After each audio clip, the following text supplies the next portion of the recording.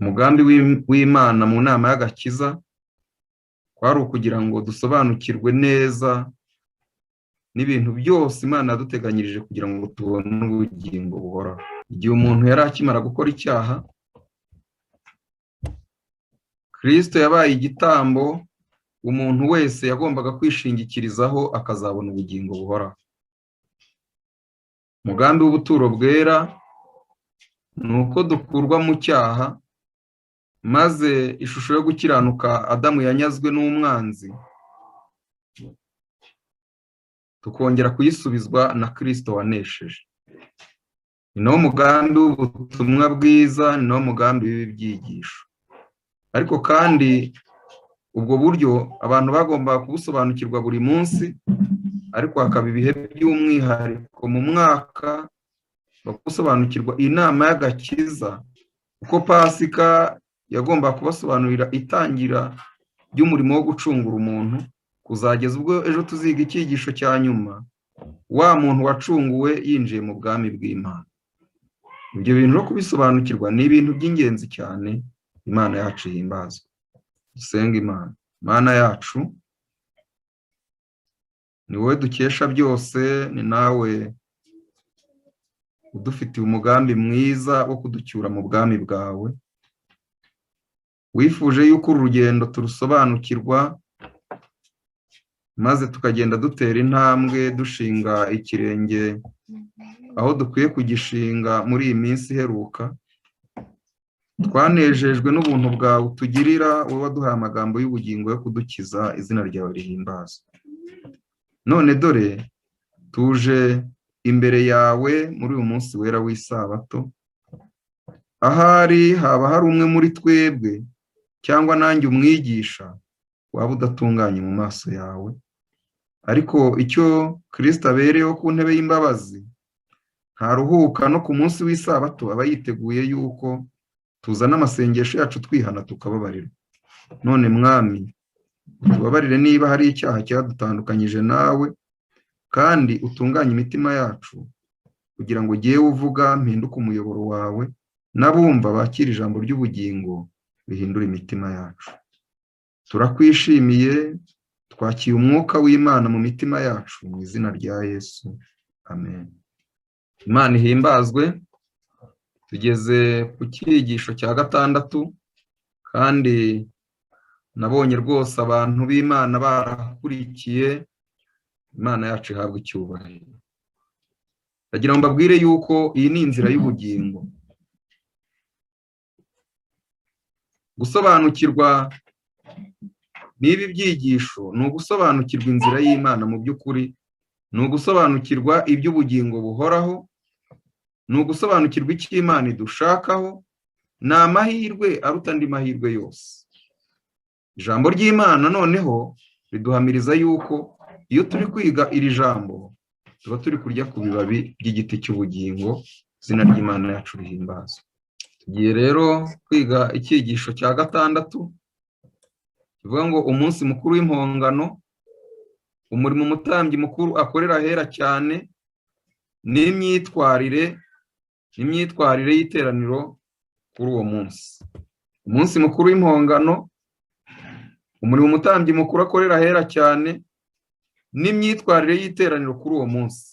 Ubundi ibi byigisho byakabayemo ibyigisho bibiri, ariko nagerageje kubyegeranya cyane kugira ngo turebe yuko ejo twazagera ku musozo turangije ibyigisho. Ni iby'ingenzi ko abantu biga neza iby'ubuturo bwera n'iminsi mikuru y'Uwiteka. Iyi niyo nzira y'Imana. Nagerageje kureba ngo ndebe wenda ko haba hari ibyigisho bivuga ku minsi mikuru y'Uwiteka. Ntabwo nabashije kubibona wenda nko kuri YouTube mu babwiriza b'Abanyarwanda baba barabyigishije. Birashoboka yuko baba bahari nkaba ntarabibonye. Ni nayo mpamvu natekereje yuko ari iby'ingenzi yuko ibi byigisho tubyiga muri iki gihe Imana yaduhaye cyo kuba abantu baturije mu ngo. Imiryango myinshi cyane nko mu gihugu cyacu, wenda sinirengagije n'abo mu mahanga, nzi yuko abantu benshi muri iyi minsi bateraniye mu ngo zabo. Nk'uko twabibonye mu cyigisho cyabanje, umunsi wa mbere w'ukwezi kwa karindwi wari umunsi wo kuvuza amakondera, bateguriza Abisirayeli ko hari umunsi w'impongano ari nawo munsi w'urubanza. Ibi tugiye kwiga biradufasha neza kumva umurimo Kristo ari gukora n'uburyo dukwiye kwitwara. Ibyo rero uyu munsi ku iherezo ry'iki cyigisho turaza kuba twumva neza umurimo Kristo ari gukora nuko natwe dukwiye kwitwara. Abalewi igice cya 23 umurongo wa 27 haranditse: ariko umunsi wa 10 w'uko kwezi kwa karindwi ari wo munsi w'impongano, ujye ubabera wo guterana kwera, mujye mubibabazaho imitima, mutambire Uwiteka igitambo gikongorwa n'umuriro. Uyu munsi wari umunsi uteye ubwoba kurusha iyindi yose. Habaga hashize iminsi 9 havuzwa amahembe cyangwa impanda. Abantu bose baramenyeshejwe ko urubanza ruri hafi. Uko bwacyaga, buri wese yabonaga ko urupfu rumwegereye kandi ko imyanzuro ikomeye ku bugingo bwe igiye gufatwa. Ntihariho kwibeshya kuri iyi ngingo. Imirimo yabaga nk'aho ihagaze mu gihugu cyose, buri wese akisuzumana ubushishozi, maze kuri uwo munsi by'umwihariko imirimo yose igahagarara. Abalewi 23 umurongo wa 30. Kandi umuntu wese uzakora umurimo wose kuri uwo munsi, nzamurimbura mukure mu bwoko bwe. Hagomba kuba kwicuza kumaramaje, kwiyiriza ubusa ariko kwitwa kwibabaza mu mutima no gusenga kwimbitse. Umuntu wese utaribabazaga mu mutima yagomba gukurwa mu bwoko bwe ku munsi w'impongano. Mutekereze umuntu wabwiwe ko mu minsi 10 ashobora gupfa cyangwa agakira. Impamvu zizatuma bakira bakazibwirwa, n'izizatuma barimbuka bakazibwirwa. Uyu munsi ni nawo mugambi w'Imana. Nuko Imana ishaka yuko impamvu zizatuma dukira tuzibwirwa, n'impamvu zizatuma turimbuka tukazibwirwa.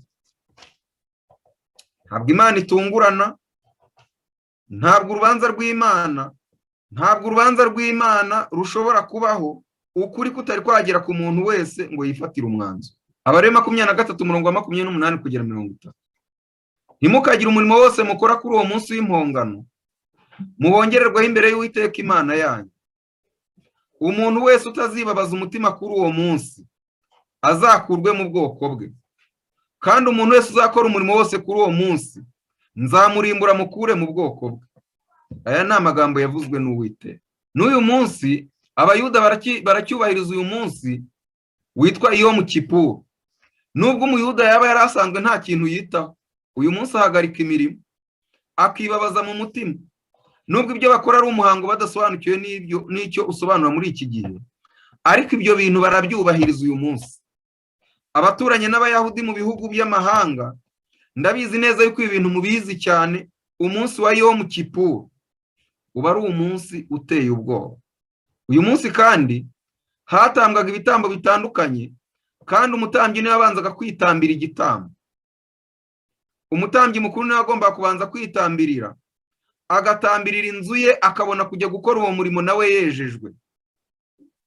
Hanyuma agafata ihene ebyiri akazikoreraho ubufindo kugira ngo amenye iyo Uwiteka n'ihene iza kujya mu cyimbo cya Satani. Amagambo tugiye kuyasoma mu Balewi 16 umurongo wa 6 kugera 14.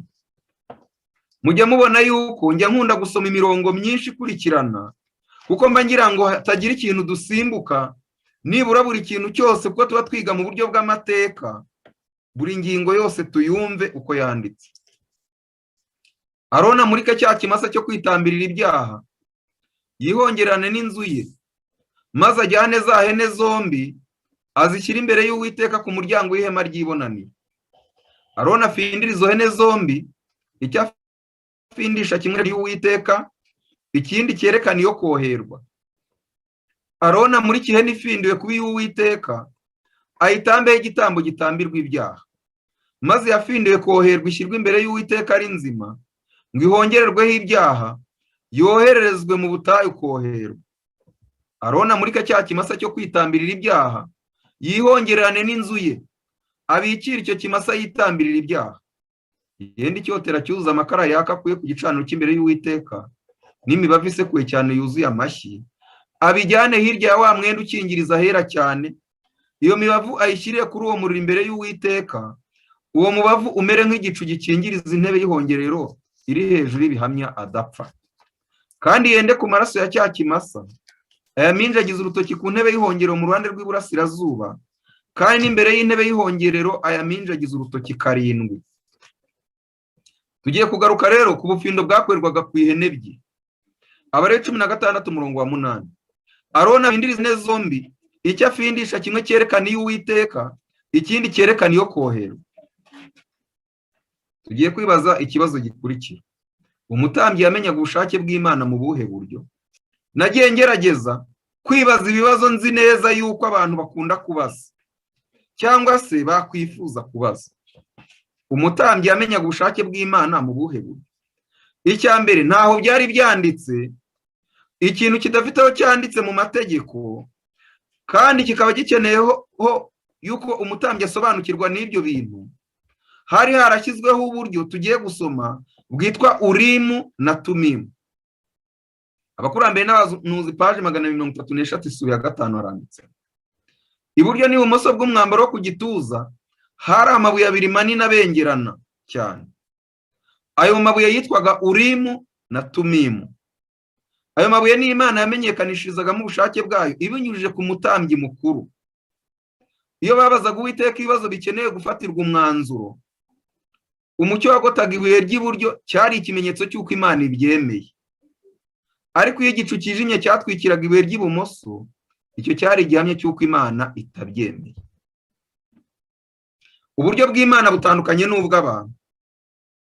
Ku muntu, wenda umuntu yashobora kuvuga ati Imana niza kubigenza gutya mu bundi buryo, ariko uburyo bw'Imana bwari bushyizweho kandi busobanutse kugira ngo bihamwe yuko Uwiteka byemera.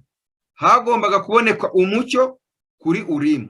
Uwiteka yabyanga, umwijima ukaboneka kuri Tumimu. Ni umucyo n'umwijima. Umutambyi yinjiraga ahera cyane yambaye amazina y'Abisirayeli mu gatuza. Ibi byari ikimenyetso ko nta muntu n'umwe wihannye izina rye ryabashaga kwibagirana imbere y'Imana. Nta muntu n'umwe n'uyu munsi wihannye izina rye rishobora kwibagirana imbere y'Imana. Abalewi 16 umurongo wa 15 kugera 19. Nuko ahongera ahera kubwo guhumana kw'Abisirayeli kwinshi, no kubw'ibicumuro byabo kubw'ibyaha bakoze byose. Aba ariko agenza n'ihema ry'ibonaniro ribana nabo hagati yo guhumana kwabo kwinshi. Ntihakagira umuntu uba mu ihema ry'ibonaniro Aroni agiye kwinjira ahera kuhahongerera ibyaha, kugeza asohokeye amaze kwihongera n'inzu ye n'iteraniro ry'Abisirayeli ryose. Kandi asohoka ajya ku gicaniro cy'imbere y'Uwiteka gihongerere, yende ku maraso ya cya kimasa no ku ya hene, ayashyire ku mahembe y'igicaniro impande zose. Kandi aminjagirisheho urutoki mu maraso 7, agihumanure, acyeze gikurweho guhumana kw'Abisirayeli kwinshi. Iyo umutambyi yasohokaga avuye ahera cyane amaze kweza ubuturo, urubanza rwabaga rugeze ku musozo, maze ibyaha by'Abisirayeli babyihannye bigashyirwa ku ihene yo koherwa, ari nayo yitwaga Azazeli, ishushanya Satani. Niyo mpamvu n'uyu munsi urubanza rwo mu ijuru rureba abantu bitirirwa izina ry'Imana, n'abatarihannye bo ntabwo ibyabo bisuzumwa. Abalewi 16 umurongo wa 20 kugera 22. Amaze guhongerera ahera n'ihema ry'ibonaniro n'igicaniro, amurike ya hene nzima. Aroni arambika ibiganza bye byombi mu ruhanga rw'iyo hene nzima, yaturire hejuru yaho gukiranirwa kw'Abisirayeli bose n'ibicumuro byabo byose, ibyaha bakoze byose abishyire mu ruhanga rw'iyo hene.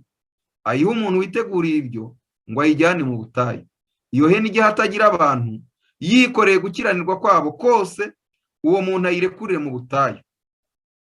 Ndagira ngo iki kintu twongere tucyumve neza. Iyi hene yashyirwagaho gukiranirwa kw'Abisirayeli bihannye, kukaba gukuwe mu buturo bwera ugashyirwa kuri iyo hene. Ntabwo ku ihene hashyirwagaho ibintu bibonetse byose. Cyari ikimenyetso cy'uko ibyaha byose byagiye mu buturo bwera mu gihe kingana n'umwaka, bisohowemo bikaba bigiye gushyirwa kuri iyo hene ariyo yitwa Azazeli, ari ishushanya Satani. Rero umuntu icyaha atihannye cyamugumagaho, kubera yuko iyo umuntu yabaga yihannye icyaha cyamuvagaho kikajya mu buturo bwera. N'uyu munsi iyo twihannye ibyaha byacu bituvaho bikajya kuri Kristo mu buturo bwera. Rero igihe Kristo azahagurutse ku ntebe y'imbabazi, bya byaha byose twihannye azabiterura abishyire kuri Satani. Mbese kugira aha ngaha birumvikana. Hari umuntu wibajije ikibazo ngo mbese kuki hakoreshwaga ihene ahandi hakoreshwa izindi nyamaswa? Ni uko ariko Uwiteka yategetse. Nta kindi gisubizo, uko niko Uwiteka yategetse. Umutambyi amaze kohereza Azazeli yasubiraga mu ihema agakuramo imyenda yari yambaye ubwo yinjiraga ahera cyane. Bishushanya umurimo ugiye gukorwa vuba ubwo Yesu azahaguruka ku ntebe y'imbabazi akiyambura umwambaro w'ubutambyi akambara umwambaro w'umwami. Abalewi 16:23. Aroni yinjire mu ihema ry'ibonaniro yiyambure ya myambaro y'ibitare yambaye agiye kwinjira ahera ayisigeyo. Ibi byari igishushanyo cy'ibyo mu ijuru, aho iherezo rya buri wese rifatirwa umwanzuro. Abayobora igice cya 9:23. Nuko rero byari bikwiriye ko ibishushanyo by'ibyo mu ijuru byezwa muri bene ubwo buryo, naho ibyo mu ijuru ubwabyo bikezwa n'ibitambo biruta ibyo. Impamvu ubuturo bwo mu ijuru bugomba kwezwa nuko ibyaha byacu ariho bishyirwa, kandi umurimo ubera mu ijuru ujyana no gutungana kw'imitima y'abubaha Imana ku isi. Mwibuke neza yuko tuzajya mu buturo bwera bwo mu ijuru, tuzajyayo nta cyaha kirangwayo.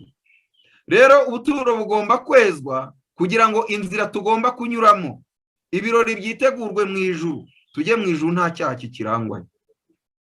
Mbese ibyo birumvikana kugira aha ngaha. Icyaha cyose iyo cyatuwe kikihanwa kirababarirwa kigatwikirwa. Gitwikirizwa iki? Gitwikirizwa amaraso ya Kristo. Zaburi 32:1. Hahirwa ababariwe ibicumuro bye, ibyaha bye bigatwikirwa. Aha Dawidi yari asobanuye ibyo mu buturo bwera. Yaravuga ati hahirwa umuntu wihannye mu by'ukuri, maze ibyaha bye bikajya mu buturo bwera bigatwikirizwa amaraso y'umwana w'intama. Kuvuga ngo ibyaha biratwikiriwe ni ikimenyetso cy'uko bishyirwa mu buturo bwera bwo mu ijuru, aho uwakoze icyaha atagera ariko umutambyi mukuru akahagera. Ntabwo ibyo byaha bigomba kuhaguma iteka, ahubwo bigomba kugera igihe bigakurwayo, nyirabyo akaba ababariwe burundu. Igihe ibyaha bitari byakurwa mu buturo bwera bwo mu ijuru, buri wese agomba guhinda umushyitsi, agomba kubaho atinya, kubera yuko abasha kongera agakora icyaha. Ikiduhamiriza rero yuko ibyaha byakuwe mu buturo bwera mu ijuru, ko ibyaha byacu byababariwe burundu, ni ugushyirwaho ikimenyetso nk'uko twabibonye, kandi twabonye ko ikimenyetso cyashyirwaga cyangwa se gishyirwa ku muntu wanesheje icyaha. Niyo mpamvu iby'ikimenyetso cy'Imana biza nyuma y'imitsima idasembuwe, ari ishushanya umubiri utarimo icyaha. Mbese kugira aha ngaha turi kumvikana neza. Inzira y'Imana ni urugendo, nta etape n'imwe ushobora gusimbuka ngo uzinjire mu bwami bw'Imana. Ikindi, mbese kugera aha ngaha murabona hari ibintu Imana isaba abantu bidashoboka. Imana isaba abantu ibintu bimwe, Kristo nawe ari gukora ibindi, ku buryo bya bintu byose bigomba guhurira hagati. Umuntu utihanye ibyaha bye ntabwo byajya mu buturo bwera rwose. Byahagera gute se? Murabizi neza ko mu buturo bwera, ndagira ngo wenda nongere ngaruke kuri icyo kintu. Umunyabyaha iyo yazaga mu buturo bwera yanyuraga mu irembo ryitwa irembo ry'intama, yarangiza akagera imbere y'igicaniro cy'ibitambo, yazanaga umwana w'intama, yarangiza agafata wa mwana w'intama akamurambikaho ibiganza mu gahanga, yarangiza akavuga ibyaha bye byose. Bya byaha bikamukurwaho bigashyirwa ku mwana w'intama, uwo mwana w'intama ari ushushanya Kristo. Umutambyi agahereza wa munyabyaha icyuma akisogotera umwana w'intama w'ubwe, yamwizaniye yarangiza akanamwisogotera. Bivuze yuko ibyaha byanjye n'ibyawe nibyo byishe Kristo. Kristo yazize ibyaha byanjye n'ibyawe. Noneho rero kuko ubugingo bw'itungo buri mu maraso, umutambyi agatega ya maraso akayajyana mu buturo bwera. Nuko rero niba wa maraso wavugiyeho ibyaha byawe atageze mu buturo bwera, ibyaha byawe se byari kuba byagezeyo? Mbese umuvandimwe wari ubajije iki kibazo arabyumvise noneho? Mbese umuvandimwe arabyumvise?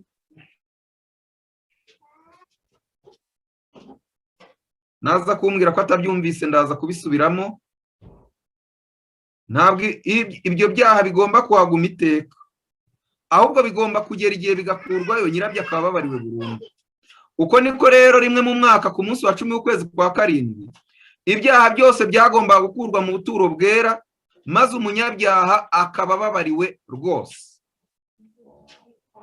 Uyu muhango wo kweza ubuturo bwera rero watangiye mu mwaka w'844 ku iherezo ry'imyaka 2300, nk'uko byanditswe muri Danieli igice cya 8 umurongo wa 14. Haranditswe, aransubiza, bizageza iminsi 2300 uko bukeye bukira, nyuma ubuturo bwera buzabone kwezwa. Tugiye kureba iminsi 2300 bivuze imyaka 2300. Mbese ni gute dufata iminsi tukayihinduramo imyaka? Kandi Bibiliya yaravuze iminsi. Bibiliya yavuze iminsi ariko kandi nayo ivuga imyaka. Mu buryo bwa gihanuzi, Imana yashakaga yuko twiga ubuhanuzi kugira ngo tumenye ubusobanuro bw'ibyo bintu. Mu Kubara 14 umurongo wa 34 haranditse ngo umunsi uzahwana n'umwaka. Ezekiel 4:6 haranditse ngo umunsi wose nawo ukunganyirije n'umwaka umwe. Ubwo rero iminsi 2300 ingana n'imyaka 2300. Ibyo bintu mwese murabimenyereye. Abantu bagiye mu ishuri muzi uburyo bafata nk'inyuguti, uburyo bafata nk'inyuguti bakayigeranya n'ikintu, bakavuga ngo tuvuge yuko iyi nyuguti ingana n'umubare runaka. Rero no mu buryo bw'Imana, Imana yashyizeho uburyo abantu bagomba gusobanukirwa n'ubuhanuzi. Tugiye kureba rero kwezwa k'ubuturo bwera. Tugiye kwifashisha ibitabo bibiri. Tugiye kwifashisha igitabo cy'ubusobanuro bwa Danieli n'ibyahishuwe cyanditswe na A.L. Hans cyangwa se Bwana Henze. Twifashishe n'igitabo cyanditswe na Uriah Smith. Bwana Henze yavuze ku by'ubuturo bwera, kwezwa k'ubuturo bwera ati: imitima y'abantu ibone kwakira ubutumwa bwiza bw'imiburo iheruka. Bivuze ko kwezwa k'ubuturo bwera ni igihe imitima y'abantu ibona kwakira ubutumwa bwiza bw'imiburo iheruka, Kristo abone gutangira guca imanza, kuko kuri kuzaba kongeye kujya ahagaragara. Nibyo bita kweza ubuturo bwera bwo mu ijuru. Tugiye kureba Uriah Smith uko yabivuze. Kwezwa kuvugwa ni ukwezwaho ibyaha. Noneho gukurwaho ibyaha ndetse no kujyanwa kure kw'ibyaha ni umurimo ugomba gukorwa. Kubw'ibyo rero, uko kwezwa ntabwo ari ukwezwa kw'ibigaragarira amaso, ahubwo ni ukwezwaho icyaha. Niyo mpamvu uyu munsi uwo murimo uri gukorwa mu ijuru ariko uhita ukorerwa no mu mitima y'abizera. Imyaka 2300 yagomba gukorwa hashingiye ku itegeko rya Artezirus muri 457 imbere ya Kristo, ryatangiye gukurikizwa muri Ezira igice cya 7, maze iyo myaka isoza tariki ya 22 z'ukwa 10 icya 844. Umutangiro yagomba kugira imyiteguro ihambaye mbere yo kwinjira hera cyane. Abare 16 umurongo wa 4 kugera wa 6. Yambare ya kanzu y'igitare yejejwe na ya kabutura y'igitare, akenyeze wa mushumi w'igitare, yambare mu mutwe cya gitambaro cy'igitare kizinze. Iyo niyo myambaro yejejwe, abanze kwiyuhagira ayambare. Yaka iteraniro ry'Abisirayeli amasekurume y'ihene 2 mu byo gutambirwa ibyaha, n'isekurume y'intama imwe y'igitambo cyo koswa. Arona muri cye cya kimase cyo kwitambirira ibyaha yihongerane n'inzu ye. Danieli yitegereje mu ijuru uko uwo muhango ugenda, arandika ati, Danieli igice cya 7 umurongo wa 9 kugera 10, nkomeza kwitegereza kugeza aho bashyiriyeho intebe z'ubwami. Haza umukuru nyir'ibihe byose aricara. Imyambaro ye yeraga nka sheregi, kandi umusatsi we wasaga n'ubwoya bw'intama bwera. Intebe y'ubwami bwe yasaga n'ibirimi by'umuriro, kandi inziga zayo zasaga n'umuriro ugurumana. Imbere ye hatembaga umuriro, uduhumbagiza baramukoreraga, kandi inzovu bari bamuhagaze imbere. Imanza zirashingwa, ibitabo birabumburwa. Mbese ibi bintu mwumvise ukuntu byagendaga? Danieli yabyeretswe gutyo, ariko muzarebe na Yohana yarabyeretswe mu gice cya 4 n'icya 5 cy'ibyahishuwe. Ariko hari ikintu ushaka gufasha abantu bajya bifuza kugira ubusobanuro kuri iyo ngingo. Umuntu akibaza ngo ni gute umunyabyaha mu rubanza ashobora guhinduka umukiranutsi. Mbese mwese ntimwibaza icyo kibazo? Ndashaka gutinda kuri iyi ngingo nubwo ntayanditse muri iki cyigisho, ariko ndashaka ko musobanukirwa neza uburyo umunyabyaha ruharwa ahinduka umukiranutsi mu maso y'Imana. Mbese namwe murifuza gusobanukirwa ibyo bintu? Umuntu w'Imana mu rubanza, ibye bikanyura mu rubanza, abamarayika bahari, ibizima bihari, abahagarara ayandi masi bahari, abantu bazutse bari mu ijuru bahari, Enoki ahari, Eliya ahari, Mose ahari, abazukanye na Kristo bahari, bakabona umuntu w'umunyabyaha ruharwa, bajya kubona bakabona imbere y'Imana uwo muntu ni umukiranutsi. Ibyo bintu bigenda bite? Ubundi iyo umuntu yihannye by'ukuri, iyo umuntu yihannye by'ukuri, iby'ijambo ry'Imana byita kwihanira kureka, uwo muntu yandikwa mu gitabo cy'ubugingo. Mu yandi magambo, aba yiyandikishije mu gitabo cy'ubugingo nk'umukiranutsi. Ibyo bintu mubyandika ahantu. Uwo muntu aba yiyandikishije mu gitabo cy'ubugingo. Mbere y'uko umuntu yihana, nubwo aba ari ku isi agenda, ntabwo aba yanditse mu gitabo cy'ubugingo. Bivuze ngo abo bantu nibo benshi, no mu itorero ni benshi, ariko mu rubanza ruri kubera mu ijuru ibyabo ntibisuzumwa kuko batigeze bandikwa mu gitabo cy'ubugingo. Iyo Imana ibarebye, ibareba nk'abandi banyabyaha bose. Uwo umuntu wihannye by'ukuri akihanira kureka, aba ahesheje Imana umwanya kandi ku bushake bwe. Ababwiye Imana ngo ngaho ndifuza kwandikwa mu gitabo cy'ubugingo. Noneho rero, ariko uwo muntu nubwo yihannye ibyaha, Imana ikamubona nk'umukiranutsi uko agiye mu gitabo cy'ubugingo, uwo mwanya afashwe nk'umwana uvutse, ariko aba agomba gukurira muri Kristo. None ngiye kubabaza ikibazo. Umwana ukivuka ashobora gutangira kugenda, akagenda neza atabasha kugwa? Ndagira ngo mubyumve mu buryo Imana yadushyiriyeho ibyaremwe kugira ngo twige ibitagaragara. Umwana mutoya ari kwiga kugenda, agenda agwa abyuka, agwa abyuka. Ariko reka mbabaza, umuntu umaze imyaka 10, 20, 30, 40, 50, ntihaba ubwo umuntu agenda akaba ashobora kumara n'umwaka atari yikubita hasi? Ariko bivuze yuko birashoboka ko ashobora kunyerera akagwa. None ni gute umuntu wabayeho muri ubwo buzima agaragara imbere y'Imana nk'umuntu utarakoze icyaha? Kwa kugwa rero navugaga ni ukugenda umuntu agwa mu cyaha. Iyo umuntu aguye mu cyaha akihana, icyo Kristo akora, kuko kugira ngo ibyo bintu mubyumve neza, murebe namwe ibi byigisho ndi gukora bigumaho hano, bigumaho hano ari video. Noneho dufate Kristo nk'umuntu wicaye muri studio, yakira iyi video, aho nkoroye, aho nkoze ikosa, akahakata akahakuraho, agahuza hazima gusa. Uko niko iyo umunyabyaha yihannye, hahandi yaguye hakurwaho, none aho ibintu byari bizima naho yongeye kuba muzima, Imana ikabihuza cyangwa Kristo akabihuza. Mbese kugira ngo murabyumva, umuntu agakora video, akajya muri studio agakora video, akaba ashobora kuganira, akaba ashobora gukorora, akaba ashobora kuvuga muhe muhagaritse, akaza kugaruka, maze umuntu ukora video ku musozo ukazabona icyigisho gikoze neza, cyahawe background nziza, nyamara mo hagati haragiye habamo amakosa agakosorwa. Iyo video rero imaze gukorwa neza, iyo Kristo amaze kwemera ibintu akashyiraho ngo amen, birashoje, agakatinga ibitari byo byarimo hagati, iyo video yashyikirijwe Data wa twese, ayibona nk'aho uwo muntu nta kosa yigeze akora. Ubwo rero uweditinga ni Kristo. Ese kugira aha ngaha ibyo bintu birumvikanye? Niyo mpamvu gukora icyaha ntiwihane, uba wimye Kristo umwanya wo kweditinga aho wakoze amakosa. Ntuzavuge ngo nakoze ibyaha bikomeye ndashayisha. No, uweditinga ari we Kristo arahari. Wowe mubwira ibyaha byawe, kandi bikubabaje umugaragariza yuko utifuza kubisubiramo, arakuraho hahandi habihanduye, ahuza hazima. Ikibazo mu ijuru ntabwo ari ukurira ngo video ni amasaha ngahe, nubwo yaba iy'iminota 5 cyangwa 2 ipfa kuba nta kosa ririmo. Naho uwo ufite video y'imyaka 1000 undi akagira iy'umunota umwe ipfa kuba yose igaragara nta kosa ririmo. Abo bose mu ijuru bafatwa nk'abakiranutsi.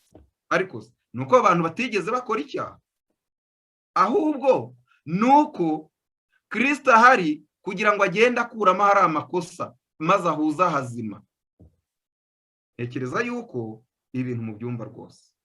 Tugiye kugaruka rero mu by'urubanza. Mbese kugera aha ngaha hari umuntu ufite ikibazo? Hari umuntu ubajije ikibazo ngo arifuza kumenya amahame yo gukura? Azasome mu kugana Yesu hari icyigisho cyitwa muri Kristo. Kugana Yesu harimo icyigisho cyitwa gukurira muri Kristo. Icyo cyigisho azakiga. Ndifuza kumenya niba kugera aha ngaha hari umuntu ufite ikibazo, kuko tugiye gukomeza hepfo. Ibi bibafashe kumva neza uburyo mu ijuru umunyabyaha ruharwa agaragara nk'umuntu utarigeze ukora icyaha kandi yarakoraga ibyaha. Nuko hahandi yagiye akosa hakurwaho hakazashyirwa kuri Satani. Mbese kugeza aha ngaha ibyo bintu birumvikana neza. Ubu uwakubaza ngo ni gute umunyabyaha ruharwa ahinduka umukiranutsi mu maso y'Imana, wabisobanura? N'abayite nawe yagize iyerekwa ryerekeye umunsi w'impongano ku iherezo ry'imyaka 2300. Hari umuntu uvuze ngo ariko aba yihannye. Ntabwo nigeze mvuga yuko Kristo akuraho amakosa y'umuntu utayihannye. Mwongere mwibuke neza icyigisho turi kwiga. Turi kwiga icyigisho cyitwa urubanza, kandi ntabwo Imana ibabarira umuntu utihannye, ariko ni umurimo w'Umwuka Wera kumenyesha umuntu icyaha. Umuntu amenya icyaha ate? Icyambere, umenya icyaha binyuze mu ijwi ry'Umwuka Wera ukorana n'umutima. Icya kabiri, umuntu amenya icyaha binyuze mu ijambo ry'Imana, uko yiga ijambo ry'Imana asenga niko yibonaho amakosa. Icya gatatu, umuntu ashobora kumenya icyaha binyuze mu ijwi ry'umubwiriza. Mwumvise ibyo bintu? Hari ijwi rya Mwuka w'Imana, hari ukuba uri gusoma ijambo ry'Imana wenyine, hari no kuba binyuze mu ijwi ry'umubwiriza. Igihe rero umuntu ahora yiga ijambo ry'Imana, burya bari kugira ngo yimenyeho ikibi, aba ameze nk'umuntu uri gushaka kumeswa. Ndabizi neza yuko kuri iyi ngingo abantu baba bafite ibibazo byinshi. Mbere yuko dukomeza ngiye gusubiza ikibazo kimwe. Ubajije ikibazo cy'umuntu ngo wibye akihana ariko ntasubize ibyo yibye, ibyo ni ukwihana nyako, azabanza ashaka icyigisho mu kugana Yesu cyitwa kwihana. Ariko ngiye gusubiza uyu muntu wabajije ngo noneho se ko iyo umuntu ababariwe ko Imana yibagirwa burundu, none bizashyirwa kuri Satani gute kandi byaribagiranye? Iyo bavuze ngo Imana irabyibagirwa, nuko bikurwa muri ya video kumwe nabibabwiraga. Kuko igishyirwa imbere y'Imana, igishyirwa imbere ya Data wa twese, ni video yarangije kuba edited, yarangije gukosorwa. Ntabwo Imana ireba ibyaha wakoze icyo gihe, ahubwo ireba video, final video yatunganyijwe, ikareba finali yayo. Ariko ibyangiritse biba bibitse ahantu ku buryo bizahakurwa bikajugunywa. Kandi ibyo nibyo biri gukorwa muri iki gihe. Ngira ngo abantu bajya bakora amafilime cyangwa bakora amavideo bakeditinga, ibyo bintu barabyumva neza cyane.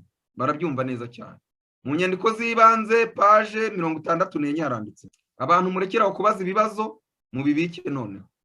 Nabonye intebe y'ubwami, kandi kuri yo hari hicaye Data wa twese n'Umwana. Nitegereje mu maso ha Yesu, maze nishimira ko ari uw'igikundiro. Sinashobora kwitegereza mu maso ha Data wa twese kuko yari akingijwe n'umucyo mwinshi cyane urabagirana. Nabajije Yesu niba Data wa twese ameze nka Yesu ubwe. Yambwiye ko bameze kimwe, ariko ko ntashobora kumwitegereza. Yesu yarambwiye ati, uramutse urebye ubwiza bwa Data wa twese ntiwakongera kuba.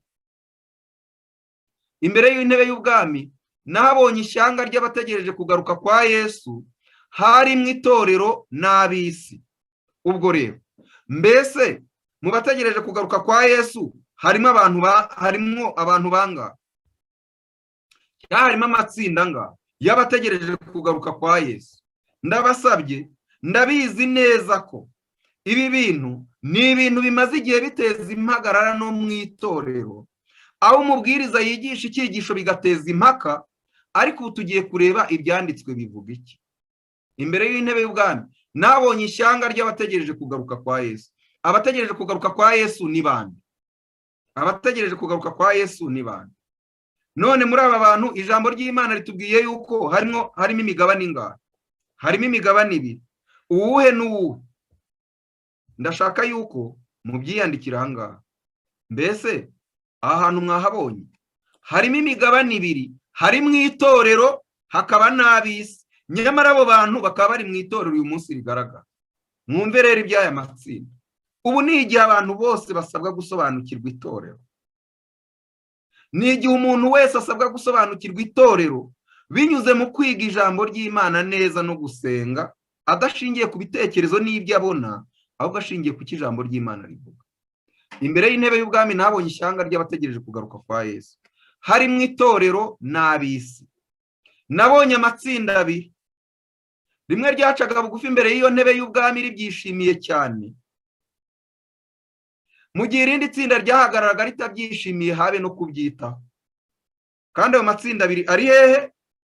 Ari mu ishyanga ry'abategereje kugaruka. Abari bubamye imbere y'intebe y'ubwami barasengaga kandi batumbiraga Yesu. Yesu nawe yahangaga asa amaso, agasa naho amwinginga.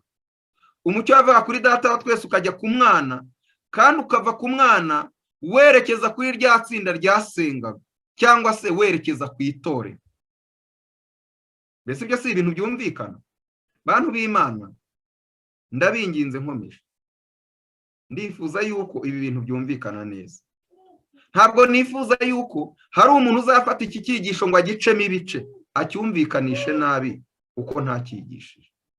Ndifuza yuko iki cyigisho cyumvikana neza, kandi rwose ntihazagire umuntu ugicamo ibice ngo acyumvikanishe uko ntacyigishije. Umucyo wava kuri Data wa twese ukajya ku Mwana, kandi ukava ku Mwana werekera kuri rya tsinda ryasengaga. Ubwo naje kubona umucyo umurika cyane uturutse kuri Data ujya kuri Mwana, ka kuri Mwana, maze usakara kuri ba bantu bari imbere y'intebe y'ubwami. Nyamara bake cyane nibo bakiraga uyu mucyo utangaje. Hari ubwo se bavuze yuko ari bose? Abakiraga uyu mucyo utangaje ni bose cyangwa ni bake cyane? Nongeye kubasaba mbinginga, sinifuza umuntu uzafata iki cyigisho ngo agicemo igice ashaka kucyumvikanisha uko ntacyigishije. Benshi bavuye aho wa mucyo wari utwikiriye maze bahita bawurwanya. Abandi ntacyo bari bitayeho, ndetse ntibakunze uwo mucyo, maze uhita wigendera ubavaho. Mwumve noneho, n'aba bandi barongeye bacitsemo ibindi bice. Benshi bavuye aho wa mucyo wari utwikiriye maze bahita bawurwanya. Ubwo bawurwanyije, mukurikira ahandi. Abandi ntacyo bari bitayeho, ndetse ntibakunze uwo mucyo, maze uhita wigendera ubavaho. Kuko mbere twari dufite imigabane ibiri, noneho ibaye ingahe? Kandi aba ntabwo noneho aba ari ab'isi, aba noneho n'abo mu itorero. Abandi ntacyo bari bitayeho, ndetse ntibakunze uwo mucyo, maze uhita wigendera ubavaho. Bamwe barawukunze maze baragenda bapfukamana na rya tsinda rito ryasengaga. Abari muri iri tsinda bose bakiriye uwo mucyo kandi barawishimira, ndetse mu maso habo harabagirana ubwiza bwabo. Nabonye Data wa twese ahaguruka kuri ya ntebe y'ubwami, maze agendera mu igare ryaka umuriro, ajya ahera cyane inyuma y'umwenda ukingiriza, nuko aricara. Maze Yesu ahaguruka ku ntebe y'ubwami, kandi benshi mu bari bunamye imbere y'iyo ntebe bahagurukana nawe. Yesu amaze guhaguruka, sinigeze mbona umurasire n'umwe w'umucyo uvuye kuri Yesu ngo ugere kuri ya mbaga itari ifite icyo yitayeho, maze isigara mu mwijima w'icuraburindi. Abahagurutse igihe Yesu nawe yahagurukaga bakomeje guhanga amaso yabo kuri we ubwo yavaga ku ntebe y'ubwami, maze akabajyana hanze ku ntera ngufi. Bahageze, ndagira ngo nongere nsubiremo aya magambo.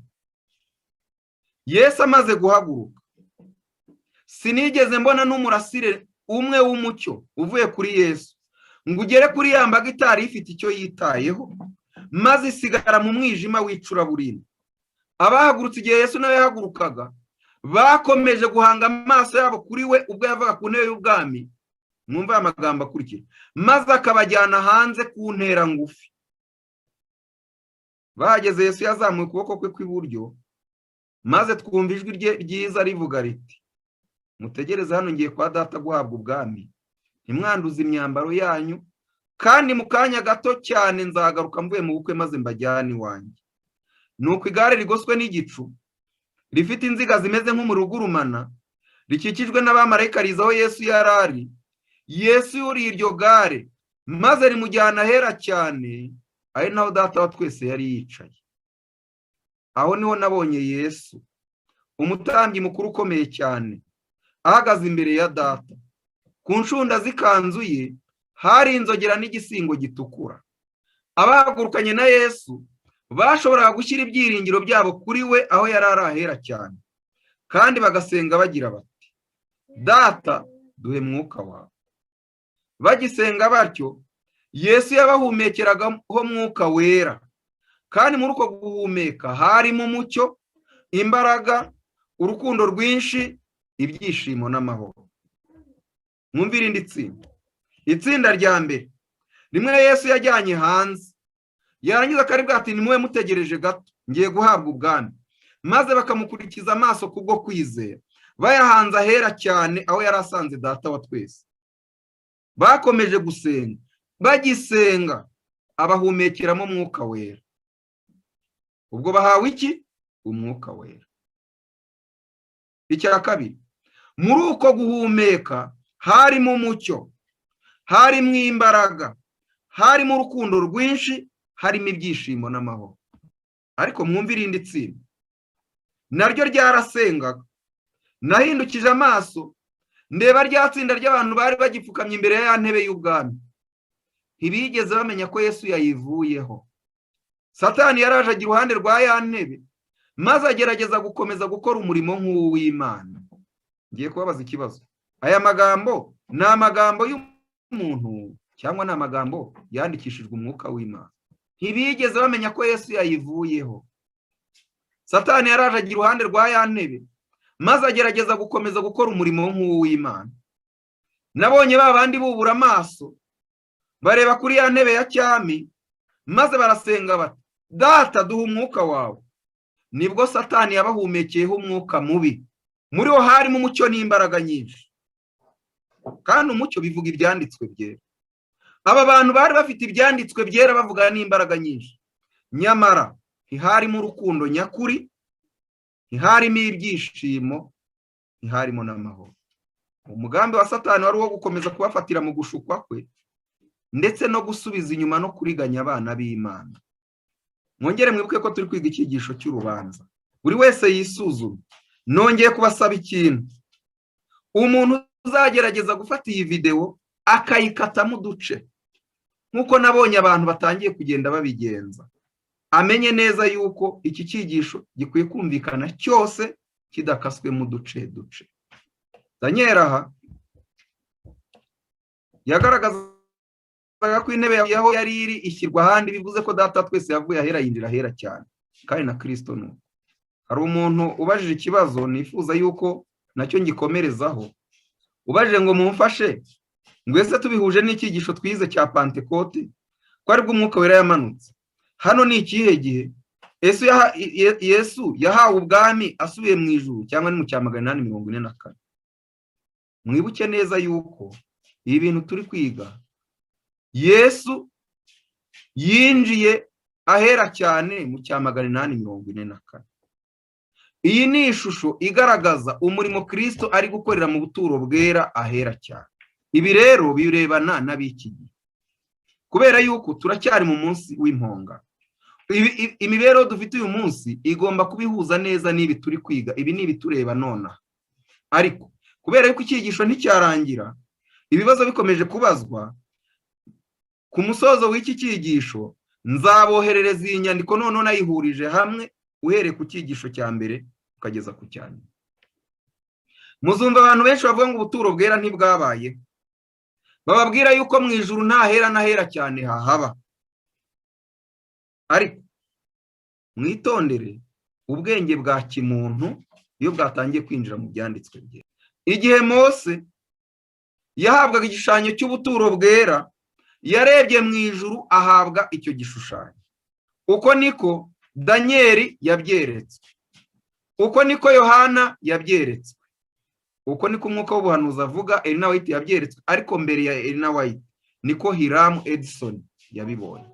Rero ubihakana ubwo nawe yakabaye yaragiye mu ijuru cyangwa akaba afite iyerekwa yabonye, ariko ubwo rinyuranyije n'ibyanditswe byera, umucyo uwo muntu yaba afite ni nka wa wundi twabonye, ntabwo ari umucyo w'ukuri.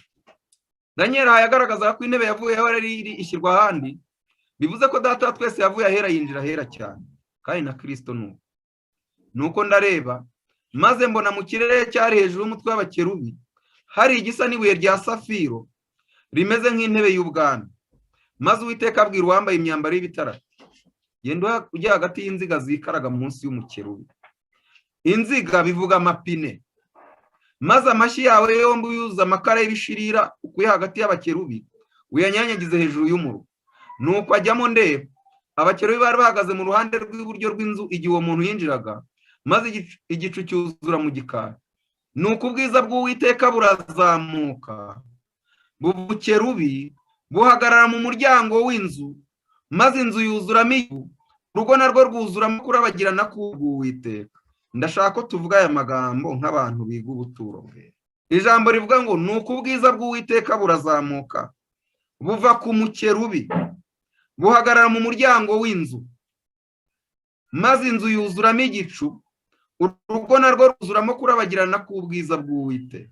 Ubundi ibyanditswe bivuga ko urugo rwagenewe bande. Ibyanditswe bitubwira ko urugo rwagenewe bande. Igihe Yohana yahabwaga gupima urusengero, yabwiye yuko atagomba gupima urugo, ngo kuko urugo rwagenewe bande, abanyamahanga. Muri iki gihe cy'urubanza rero, vuba bidatinze mbere y'uko rusoza, ubwiza bw'Uwiteka bugomba kuva ku mukerubi aho bwahoze ahera cyane, maze bugahagarara ku muryango w'ahera, maze mu nzu hakaba hatagikorerwamo, maze inzu ikuzura igicu, urugo narwo rukuzuramo kurabagirana k'ubwiza bw'Uwiteka. Bivuze ngo maze n'abanyamahanga nabo umucyo ukabageraho byihuse. Uhora ko amababa y'abakerubi kurumvikana kugira mu rugo rw'ikambere, kumeze nk'ijwi ry'Imana ishobora byose iyivuze. Nuko Uwiteka amaze gutegeka uwo muntu wari wambaye imyambaro y'ibitare ati, enda umuriro uri hagati y'inziga zikaraga hagati y'abakerubi. Ahera ko arinjira ahagarara iruhande rw'uruziga, maze umukerubi arambura ukuboko kwe ari hagati y'abakerubi, yenda umuriro uba hagati awushyira mu biganza by'uwo wari wambaye imyambaro y'ibitare, nawe arawakira arasohoka. Nuko munsi y'amababa y'abakerubi haboneka igisa n'ikiganza cy'umuntu.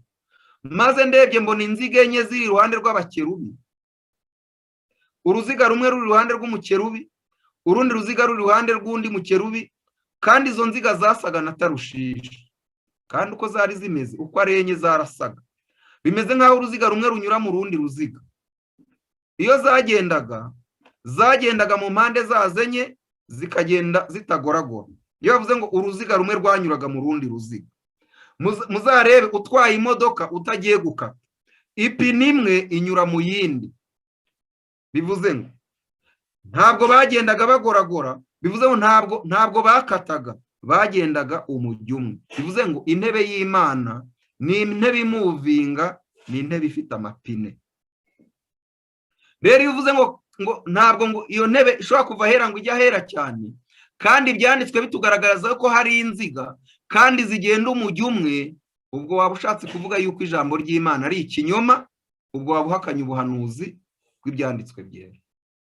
Umubiri wabo wose n'imigongo yabo n'amaboko yabo n'amababa yabo n'inziga bari bafite uko ari bane, byari bifite amaso impande zose. Izo nziga uko nabyumvise zitwaga inziga zikaraga. Uyu munsi inziga zikaraga zivuze iki? Inziga zikaraga, umuntu akoresha uruziga rwikaraga warwita mu iki mu Kinyarwanda? Mbese ntabwo mwari mwagera nko mu biro by'umuntu wicaye ku ntebe ifite amapine, yashaka kugira ikintu ajya gufata agakomeza kwicara kuri ya ntebe ikagenda akajyayo. Uko niko intebe y'Imana imeze. Kandi umwe yari afite mu maso hane. Mu maso hambere hari mu maso w'umukerubi, mu maso wa kabiri hari mu maso w'umuntu, mu maso wa gatatu hari mu maso h'intare, kandi mu maso wa kane hari mu maso y'igisiga.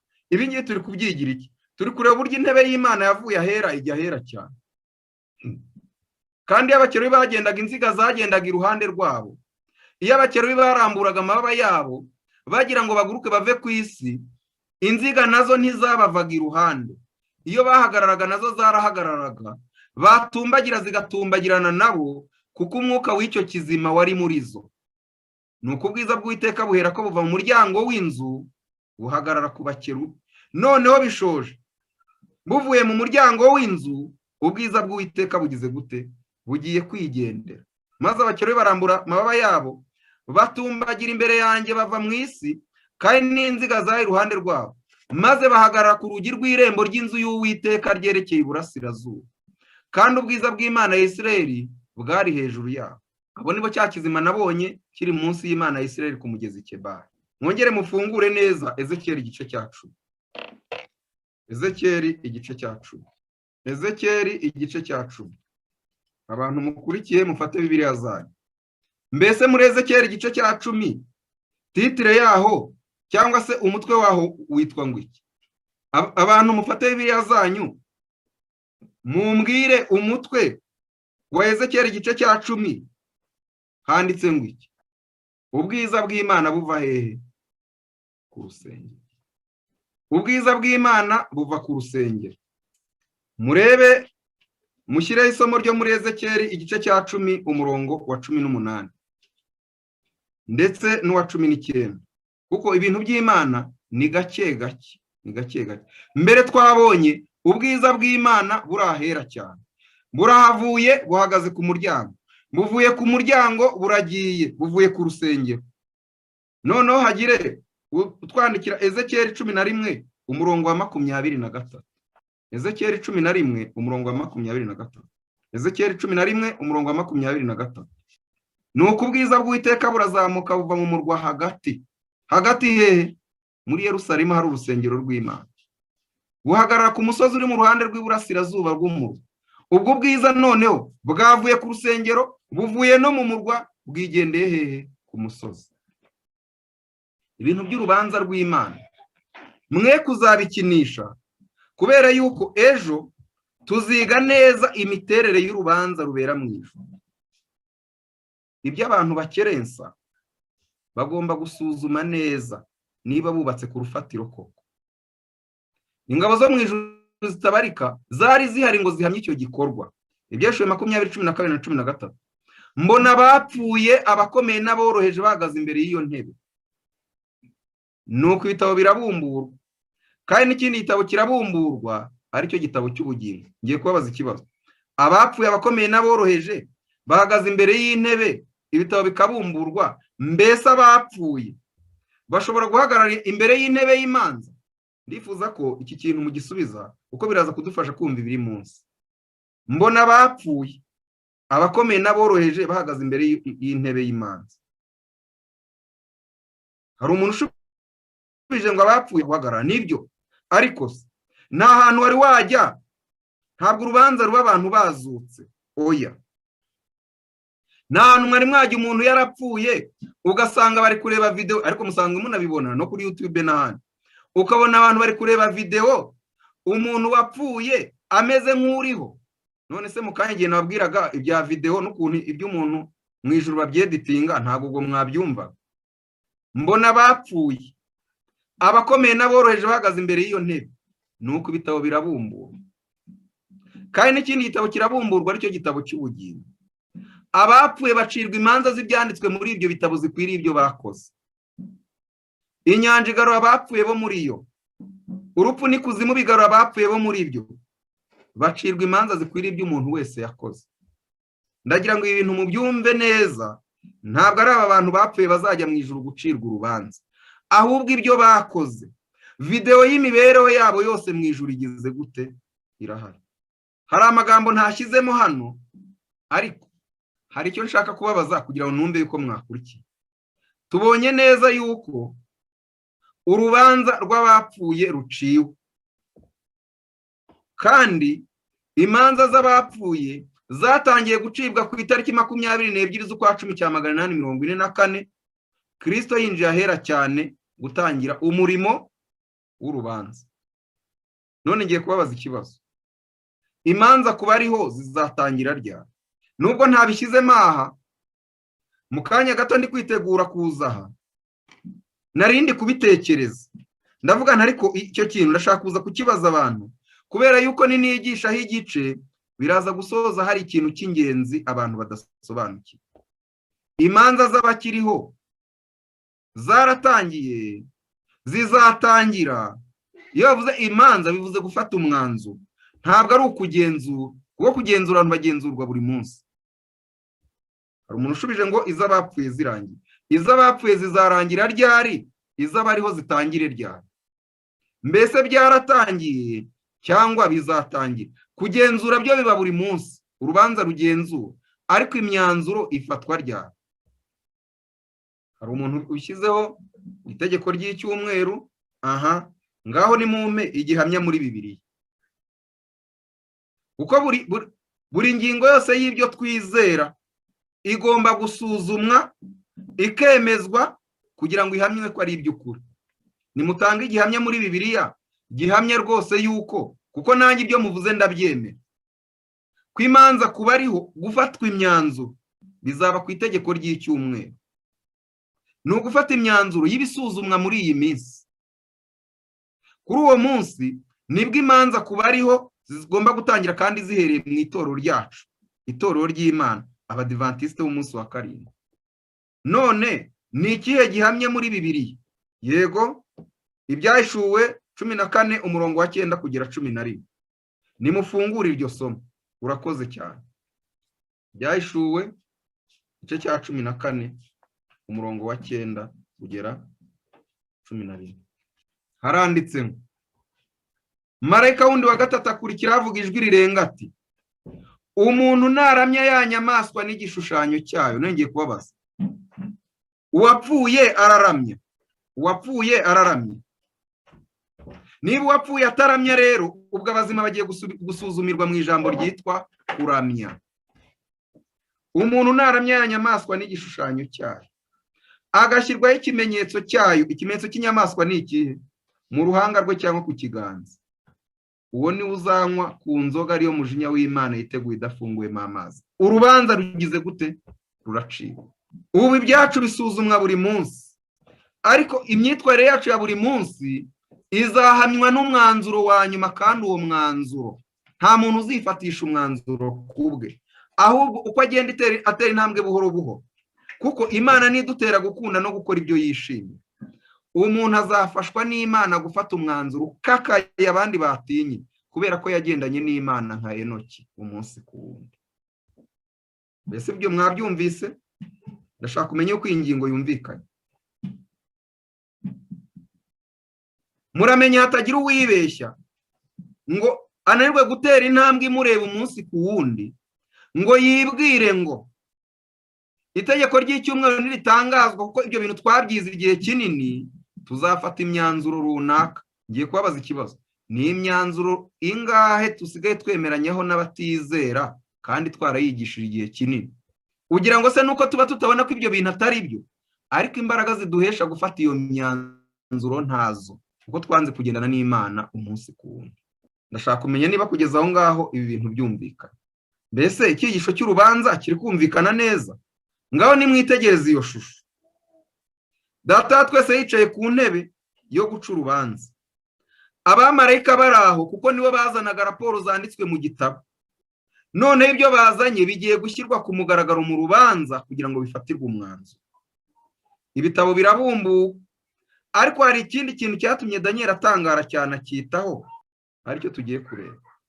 Daniel igice cya 7 umurongo wa 13 na 14. Hanyuma nkitegereza ibyo neretswe nijoro, mbona haje usa n'umwana w'umuntu aziye mu bicu byo mu ijuru. Aza umujyi umwe, asanga wa mukuru nyir'ibihe byose bamumugeza imbere. Nuko ahabwa ubutware n'icyubahiro n'ubwami, kugira ngo abantu b'amoko yose n'indimi zitari zimwe bajye bamukorera. Ubutware bwe ni ubutware bw'iteka ryose butazashira, kandi ubwami bwe ni ubwami butazakurwaho. Intebe y'Imana rero nk'uko twabibonye ni intebe yimuka, ni movable structure. Ubwo Kristo yavaga mu isi asubiye mu ijuru, yasanze Data wa twese amutegerereje ahera. bivuze ko intebe y'Imana yari ahera, aho Kristo yasanze data wa twese yicara iburyo bwe.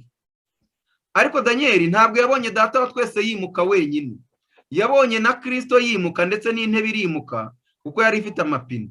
Ndetse ibi bintu Ezekiyeli nabyo yabivuze avuga inziga, niko yazise. Kandi yimutse urubanza rutangiye ibitabo bibumbuwe.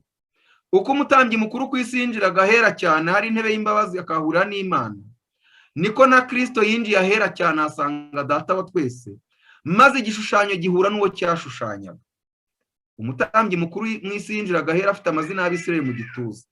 Uko niko Kristo yinjiranye Abisirayeli mu by'umwuka imbere ya data wa twese mu rubanza. Izina ryahamagarwa ati uwo ndamuzi naramupfiriye. Zaburi ya 17:2. Urubanza rwanjye ruturuka imbere yawe, amaso yawe areba ibitunganye. Imana yari yaragaragaje uburyo amazina y'Abisirayeli agomba kwandika ubutazasibangana, ikimenyetso cy'uko amazina yacu atazasibangana mu maso y'Imana. Kuva igice cya 39 umurongo wa 6 kugera wa 17 haranditse: batunganya amabuye yitwa shohamu, bayatwikira mu izahabu yo kuyakomeza, yandikishijweho gukeba amazina y'abana ba Isirayeli nk'uko bakeba ku ibuye rishyiraho ikimenyetso. Besarera yashyira kuri ya mishumi ya efodi yo ku ntugu ngo abera Abisirayeli amabuye yo kwibukwa, uko Uwiteka yategetse Mose. Muzakomeze musoma aya magambo. Ayo mabuye anganya umubare n'amazina y'abana ba Isirayeli, aba 12 nk'uko amazina yabo ari, abay'imiryango uko ari 12. Izina ry'umuryango ryandikishwa gukeba ku ibuye bityo nk'uko bakeba ku ibuye rishyiraho ikimenyetso. Nta muntu ukwiye kugira ubwoba ko izina rye rizibagirana, kuko yari yivugiye muri Yesaya 49:15-16. Mbese umugore yakwibagirwa umwana yonsa ntababarire uwo yibyariye? Icyakora bo babasha kwibagirwa, ariko njye sinzakwibagirwa. Dore nguciye mu biganza byanjye nk'uca imanzi, kandi inkike zawe ziri imbere yanjye iteka. Umutambyi yajyanaga amaraso ku munsi w'impongano yo guhongerera ibyaha by'Abisirayeli. Ariko Kristo imbere ya data wa twese aravuga ati amaraso yanjye, amaraso yanjye, amaraso yanjye. Niyo mpamvu kurimbuka kw'abanyabyaha ntabwo bizabazwa Kristo. Ntacyo akoze. Mbese muri twe hari uwihannye yanga kumwakira. Umutambyi kandi yajyanaga icyotero cy'imibavu, ariko Kristo yinjiranye gukiranuka kwe, imico ye abishyira hejuru y'umunyabyaha wese wihannye uko izina risomwe, kandi abikorera imbere ya data wa twese n'ingabo z'abamarayika batabarika. Igihe umutambyi yabaga arangije umurimo wo mu buturo bwera, yarasohokaga maze ibyaha by'Abisirayeli babyihannye bigakurwa ku buturo bwera bigashyirwa kuri nyirabayazana Azazeli. Zaburi 7:17. Igomwa rye niwe rizagaruka ku mutwe, urugomo rwe ruzagwa mu gitwariro cye. Satani wazanye icyaha azakizengurukana ku isi wenyine imyaka 1000. Yeremiya igice cya 4:23-26. Nitegereje isi mbona idafite ishusho kandi iriho ubusa, n'ijuru naryo nta mucyo rifite. Nitegereje imisozi miremire mbona itigita, ndetse n'indi yose nayo inyeganyega. Nitegereje mbona nta muntu hari, n'isiga byose byo mu kirere byahunze. Nitegereje mbona ahantu hari uburumbuke harabaye ubutayu, n'imidugudu yabo yose yasenyukiye imbere y'Uwiteka kubw'uburakari bwe bukaze. Isi izamara imyaka 1000 idatuwe. Satani ugereranywa na Azazeli ayizengurukamo wenyine, yikoreye ibyaha byacu twebwe ababyihannye. Yeshuwe 20:2-3. Afata cya kiyoka aricyo ya nzoka ya kera, ariyo mwanzi na Satani, akibohera kugira ngo kimare imyaka 1000. Akijugunya ikuzimu arahakinga, ashyiraho ikimenyetso gifatanya, kugira ngo kitongera kuyobya amahanga kugeza aho imyaka 1000 izashirira. Icyakora nishi gikwiriye kubohorerwa kugira ngo kimare igihe gito. Umusozo, Satani azahananwa n'abanyabyaha banze kwihana bashire. Maraki 3:19-21. Dore hazaba umunsi utwika nk'itanura ry'umuriro. Abibone bose n'inkozi z'ibibi zose bazaba ibishingwe, maze haba umunsi uzabatwika bashire, niko Uwiteka Nyiringabo avuga, ntuzabasigira umuzi cyangwa ishami. Ariko mwebwe habubaha izina ryanjye, izuba ryo gukiranuka rizabarasira rifite gukiza mu mababa yaryo. Maze muzasohoka mukinagire nk'inyana zo mu kiraro, kandi muzaribatira abanyabyaha hasi, bazabiva munsi y'ibirenge byanyu ku munsi nzabikoreraho, niko Uwiteka Nyiringabo avuga. Ku iherezo ry'igihe cy'imbabazi nibwo tuzamenya abakorera Imana n'abatayikorera. Ubu uyu munsi ibintu umuntu ashobora kubeshya rimwe na rimwe akitwaza iyobokamana, abantu bagakeka ko ari umuntu w'Imana. Nimuhumure gake cyane, ibintu bigiye kwishyira ku murongo. Maraki 3:21. Ubwo nibwo muzagaruka mukamenya gutandukanya abakiranutsi n'abanyabyaha, abakorera Imana n'abatayikorera. Ijambo umunsi w'impongano witwa atonement, cyangwa se bivuze kuba umwe na Kristo. Atonement, atonement bivuze kuba umwe na Kristo. Ubu uyu munsi twagakwiye kuba twarangije kuba umwe na Kristo. Dukwiye kuba umwe na Kristo uyu munsi mbere y'uko ahaguruka ku ntebe y'imbabazi. Tugiye gusoreza rero ku myitwarire y'Abisirayeli ku munsi w'impongano. Bagomba kuba bitwaye bate? Akenshi dukunda kwibaza ibyo umutambyi mukuru yakoraga, nyamara tukirengagiza uko abantu bitwaraga igihe umutambyi mukuru yabaga akora umurimo, kandi ibyo nibyo bitureba cyane muri iki gihe. Umuntu ubajije ikibazo, nubwo nabonye babibujije ko abantu batagomba kubaza ibibazo hano babibika, akabaza ngo mbese igikorwa cyavuzwe cy'uko ubwiza bw'Imana bwavuye ku rusengero cyabaye ryari, kandi kizongera kubaho ryari?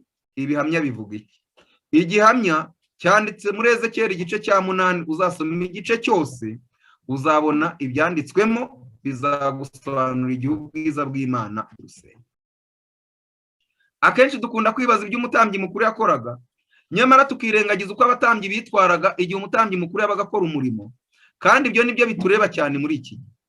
Ikindi gikomeye ni ukumenya ko nta muntu wahagarariraga undi muri iryo teraniro, kuko buri wese yabaga azi ko umwanzuro amufatirwa umureba ku giti cye. Impamvu umuntu abantu bitaye ku by'abandi muri iki gihe ni uko batari basobanukirwa n'umunsi w'impongano. Ntibagomba kuguma mu ngando zabo, ahubwo bagomba guteranira ku ihema ry'ibonaniro, maze bagakurikirana umurimo umutambyi yakoraga. Abantu rero ntibajyanaga n'umutambyi mu ihema, icyo kintu muzakimenye, ahubwo bagumaga hanze, ariko kubwo kwizera ibitekerezo byabo bigakurikira umutambyi, bumva intambwe ze, kuko ku mwenda we hari inzogera bamenyesha ko umutambyi ari gukora umurimo. Bagomba kuba bahugutse cyane, batuje, kuko babaga bafite ubwoba bwo kuza kumva imyanzuro y'urubanza rubafatirwa kuri uwo munsi. Mbese mwari mwajya mu rukiko ngo murebe uburyo iyo bavuze ngo uyu munsi baraza gusoma urubanza, mwari mwabona abantu bategereje gusomerwa urubanza bari gukina mu rukiko? Hari ubwo mwari mwabibona? Wenda banezerewe, bishimye, babyina, bari guherezanya za kado, mwari mwabibona? Barindiye isomwa ry'urubanza. Nubwo waba ukeka ko uri umwere, nkanswe ibyanditswe bivuga ko twese twakoze ibyaha. Nubwo waba wikekaho ko uri umwere, ku munsi w'isomwa ry'urubanza buri wese aba yakutse umutima.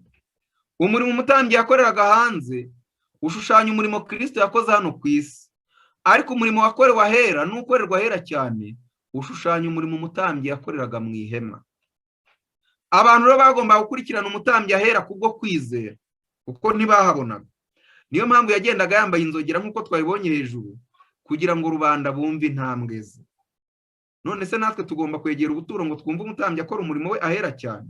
Yego, kubwo kwizera. Ngiye kubabaza ikibazo. Abantu bari kuba bategereje ko umutambyi asohoka, maze bakaba bari hanze bajya impaka, barwana, babyina, kandi baragomba kuba batuje ngo bumve intambwe ze. Ngaho uyu munsi indirimbo z'umuziki abantu babyina baceza zitemewe mu maso y'Imana aho kugira ngo zibabere umugisha, zihita zibahindukira umuvumo. Bene abo bantu umutambyi mukuru nahaguruka ku ntebe y'imbabazi, ibyaha byabo bizashyirwa kuri bo, ntabwo bizashyirwa kuri Satani. Nawe ubashyigikira nuko bizakugendekera. Ndashaka kumenya niba icyo kintu cyumvikana. Turi kureba imyitwarire y'Abisirayeli uko bagomba kuba bameze. Bagomba kuba bari guceza, bari muri konseri, bari mu birori. Bagomba guteranira ku ihema baceza, babyina, bari muri anniversaire, kandi bazi ko umutambyi agiye gusohoka bacirwa urubanza. Bari gusakuriza se abari aho ngaho bategereje kuza kumva intambwe z'umutambyi ngo bamenye yuko ari gukora umurimo, banamwumva asohoka? Niyo mpamvu indirimbo mwumva mu rusengero uyu munsi z'ingoma zicurangwa, ababikora batabizi Imana ibahaye umwanya ngo bihane, ababikora babizi nibarindire gato umutambyi mukuru ahaguruke ku ntebe y'imbabazi, ibyaha byabo bishyirwe kuri bo ubwabo, ntabwo bizashyirwa kuri Satani. Satani azabigarika, buri wese agomba kwikorera ibye. Kristo yishyizeho ibyaha by'ababyihannye bafite umugambi wo kutabisubira, ariko umuntu wigometse agomba kwitegura kuzikorera ibye. Hari ikindi kintu gikomeye abantu bagomba gukora. Abarebe 16 umurongo wa 29 kugera 31. Ibi babera itegeko ridakuka. Mu kwezi kwa karindwi ku munsi wako wa 10 mujye mwibabaza imitima. Mujye mubigenza gute? Mwibabaza umutima. Ntimukagire umurimo muwukoraho, naho yaba kavukire cyangwa umunyamahanga usuhukiye murimo, kuko uwo munsi ariho muzajya muhongererwa kugira ngo muhumanure. Ubahongerera agomba kubanza akareba ko mwibabaje mu mutima, nuko imbere y'Uwiteka muzaba muhumanutse ibyaha byanyu byose.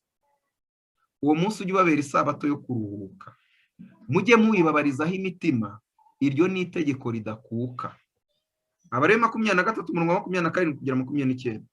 Ariko umunsi wa 10 w'ukwezi kwa karindwi niwo munsi w'impongano, ujye ubabera uwo guterana kwera. Mujye muwibabazaho imitima, mutambireho Uwiteka igitambo gikongorwa n'umuriro. Ntimukagire umurimo wose mukora kuri uwo munsi w'impongano muhongererwaho imbere y'Uwiteka Imana yanyu. Umuntu wese utazibabaza umutima kuri uwo munsi azakurwe mu bwoko.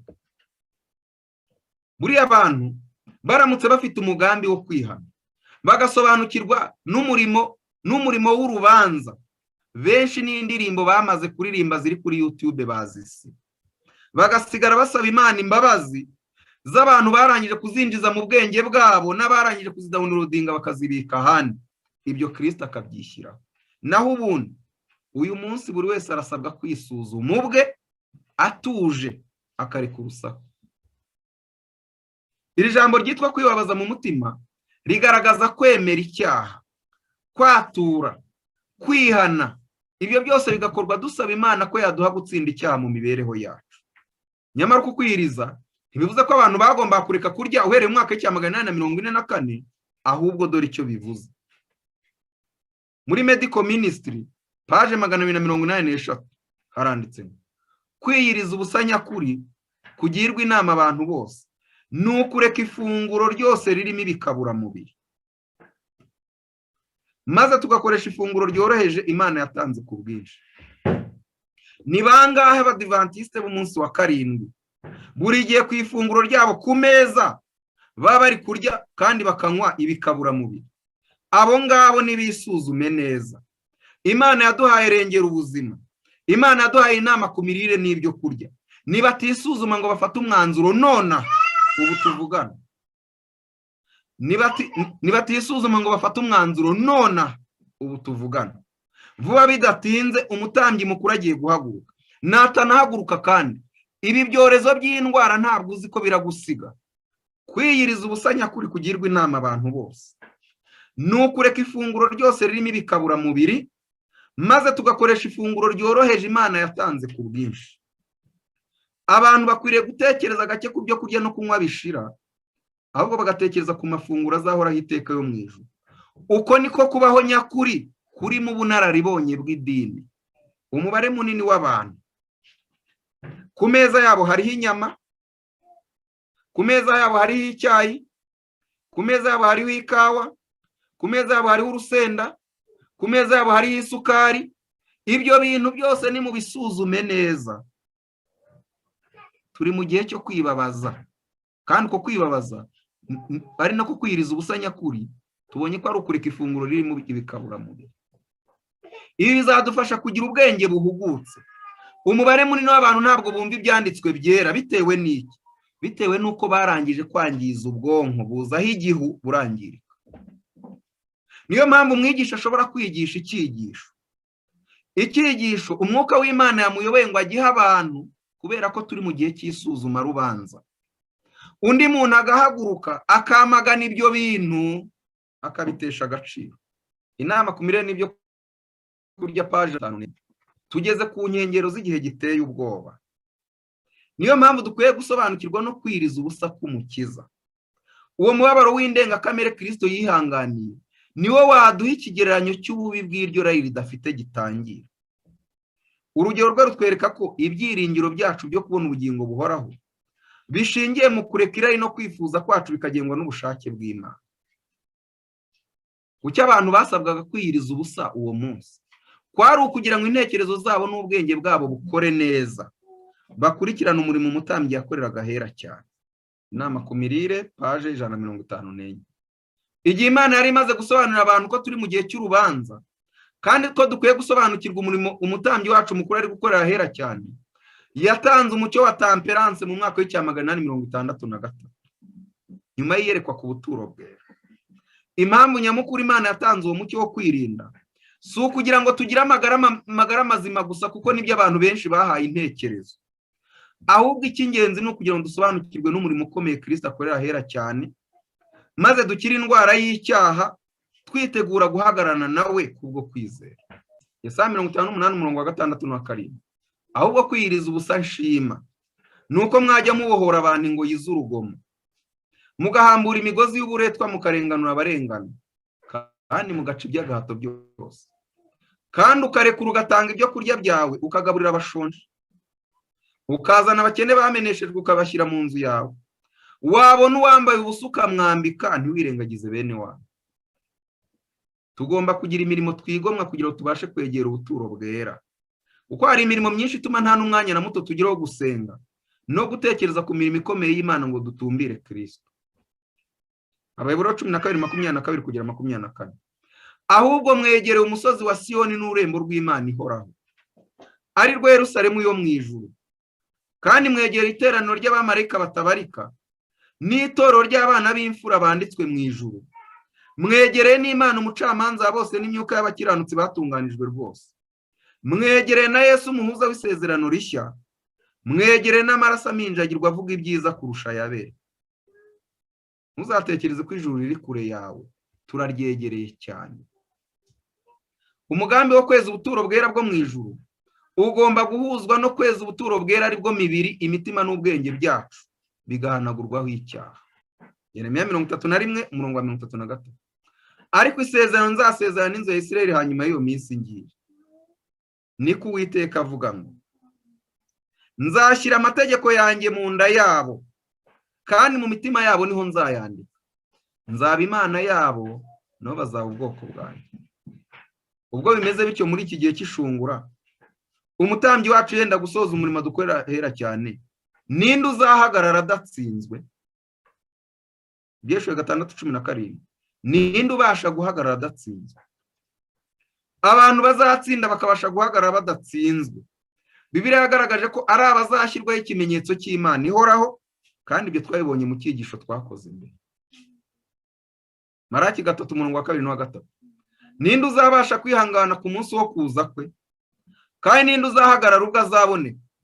Kuko ameze nk'umuriro w'umucuzi n'isabune y'abameshi, kandi azicara nk'ucura ifeza, akayitunganya akayimaramo inkamba.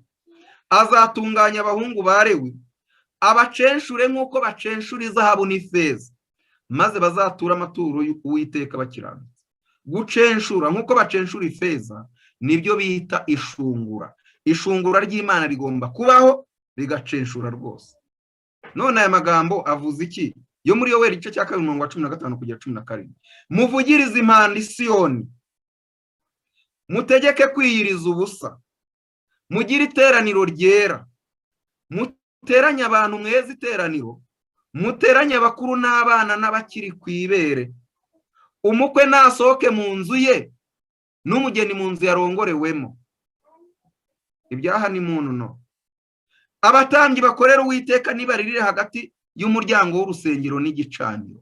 Mbese twabonye ubwiza bw'Imana buri hagati y'urusengero n'igicaniro? Ubwo bimeze bityo rero, abatambyi b'Uwiteka nabo nibahagarara, abatambyi bakorera Uwiteka nibarire hagati y'umuryango w'urusengero n'igicaniro, maze bavuge bati, Uwiteka we, kiza ubwoko bwawe, ntureke ab'umwandu wawe bashinyagurirwa, kandi ngo bategekwe n'abanyamahanga. Ni iki gituma duhinyurwa mu banyamahanga bati Imana yabo iri he? Yobu 19:29 niyo magambo dushoreje avuga, nimutinye inkota, kuko uburakari buteza guhanwa n'inkota, kugira ngo mumenye yuko hariho urubanza rutabera. Ndasaba Imana uyu mwanya ngo twumve uburemere bw'urubanza, twumve uburemere bw'urubanza, twumve uburyo Imana ibabazwa no kubona abantu bameze nk'aho ntacyo bitayeho uyu munsi. Twibaze ukuntu vuba bidatinze buri wese agiye kubwirwa ngo ukiranuka agumye akiranuka. Mbese hari icyaha waba warahishe mu mutima wawe ukaba kigumanye uvuga ngo ntawe undeba? Video y'imibereho yawe ibitswe mu ijuru. Abantu kuba bakura cyangwa batakureba ibyo ntacyo bivuze. Urubanza rubera mu ijuru, ibyawe bibitse mu ijuru. Ni wowe ugomba kwifatira umwanzuro wo kwihana no komatana n'Imana umaramaje, binyuze mu kwiga ijambo ry'Imana, binyuze mu gusenga, binyuze mu gukora umurimo w'Imana nk'umuntu witeguye kwimukira mu bwami bw'Imana. Mbese ni bande baba bafashe umwanzuro wo kwiyegurira Imana uyu mwanya, kugira ngo dufatane umwanya wo gusenga Imana, tuyereka imibereho yacu muri iyi minsi, kugira ngo kugira ngo tubonere gutabarwa mu maso y'Imana, kugira ngo tubonere gutabarwa mu maso y'Imana. Hari uburyo ibintu by'Imana byahindutse iby'abantu bose, uwo ari we wese akumva ibyo bintu arabivuga, kandi koko abantu barabivuga. Ariko se uko abo bantu babivuga niko bituma bakira gukiranuka kw'Imana? Ijambo ry'Imana riravuga ngo abo nkunda ndabacyaha nkabahana ibihano. Muzumva imvugo yamenyerewe muri iki gihe ngo ntawe ucyaha, ntawe uvuga umuyobozi runaka, ntawe uvuga abizera runaka. Abantu baramutse bamenye iby'urubanza rw'Imana bakwifuza gucyahwa. Ab'Imana ikunda uhereye kera kose yagiye ibacyaha nk'ikimenyetso cy'uko Imana itihanganira icyaha. Gucyaha abantu ntabwo ari ukurwanya itorero ry'Imana twese tubereye abizera. Oya, ubyumva gutya aribeshya.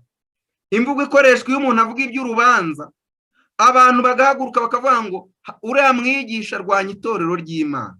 Ndagira ngo mbabwire ngo ayo ni amarangamutima y'uwo muntu, ahubwo uwo mwigisha abakunda itorero ry'Imana. None bizera bakundwa, mwebwe mwahamagawe na Kristo, mureke twe kumutera agahinda ngo azahaguruke ku ntebe y'imbabazi ashyikirize Data wa twese dosiye, maze utarimo byazatumarira iki? Abaje muri iki cyigisho kuri uyu mugoroba, ndabasabira ngo muzakomeze n'ibyigisho bye kugera ku cyigisho cya nimugoroba, kugira ngo twumve umunezero wo mu ijuru, ukuntu Kristo azanezererwa imbere ya Data wa twese atubonye, ukuntu nge nawe n'undi wese wahuye n'intambara zo muri iyi si tuzahura tukanezerwa tuvuga ngo tunesheje icyaha burundu. Icyampa ibyo bigakorerwa mu mutima wawe n'uwanjye, mu izina rya Yesu, amen. Mureke dusenga Imana. Mana yacu udukunda uri mu ijuru, dutsindiwe imbere yawe cyane. Umugambi w'umwanzi nuko Kristo adahaguruka ku ntebe y'imbabazi, kuko itorero ritunganye ritaboneka mu isi. Ariko mwana, turemera gucyaha kwawe, turemera kuburirwa, ntabwo twishyize hejuru, duciye bugufi imbere yawe. Inkomyi yose mu nzira, ijambo ryawe riduhamiriza yuko aho inkomyi zabonetse niho gukomera kwawe kuba kugiye kwigaragaza. Uduhe kukuvugira dushize amanga, kandi nawe wasezeranye ko ku iherezo uzaduhemba tukanezerwa. Ibyago byose n'intambara twahura nabyo muri ubu buzima ntabwo bishobora kugiranwa n'umunezero tuzahabwa. Ubwo rero reka duhanga amaso umunezero gusa. Tugushimiye isabato nziza uduhaye, ukaba uduhaye umutsima uvuye mu ijuru. ukomeze abana bawe bateranye aho bari hose, ejo uzatugeze ku musozo neza amahoro, maze utumurikishirize umucyo wawe, udusobanurire ibiri mu ijuru tutarahagera, tubisobanukirwe neza turi mu isi, maze nitugera mu ijuru tuzahamye rwose ko twamurikiwe nawe tukiri hano. Mu izina rya Yesu, amen.